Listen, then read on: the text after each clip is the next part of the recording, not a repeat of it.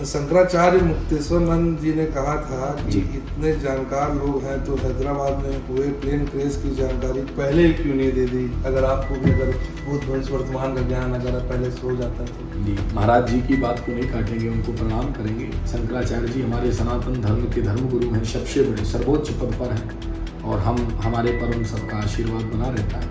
पर हाँ, एक बात जरूर हम कह सकते हैं कि जो अहमदाबाद में प्लेन क्रैश हुआ, उस प्लेन क्रैश होने का मुख्यतम बात ये थी कि चलिए भविष्य वक्ताओं को तो ऐसे तो दिखता नहीं है कि होने ही वाला है, पर यदि कहीं दृष्टिपात भी किया जाए, कोई हमसे पूछने आवे कि देश में अब क्या दुर्घटना होने वाली, तो अभी हमसे किसी ने विस्तार न्यूज पर पूछा था, तो हमने विस्तार न्यूज पर भोपाल में बोला था कि भैया बहुत जल्दी कोई रेल दुर्घटना होने वाली, और 5 ही दिन नहीं हुए और वो दुर्घटना जो थी वो बिहार में हो गई।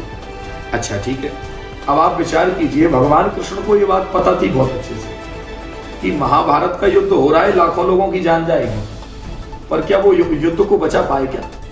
उन्होंने जाकर के युद्ध को चुनौती देते समय उन्होंने कहा था कि 5 गांव दे दे दुर्योधन से, पर दुर्योधन नहीं माना ये वाली बात, और जब नहीं माना दुर्योधन तब भगवान ने कहा कि अब युद्ध के लिए तैयार हो जाइए।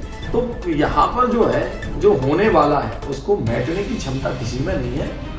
शंकराचार्य भगवान को मैं बारंबार प्रणाम करता हूं और उनकी जो उनका वाक्यावली है वो ये समझिए, वो पाखंडवाद को मिटाना चाहते हैं, ये समझना पड़ेगा हम लोग को।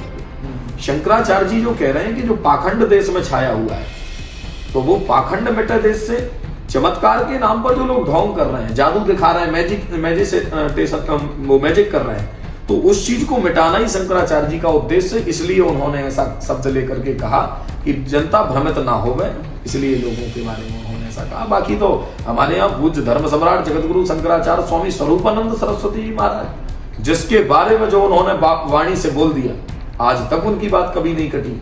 तो यदि त्रिकालदर्शी नहीं होते तो जगतगुरु भगवान कैसे इतनी बड़ी बड़ी भविष्यवाणियां कर देते? उन्होंने तो जिसको जो बोल दिया वही हुआ है संभव। तो शंकराचार्य जी का मतलब यही है कि पाखंड मिटे और कुछ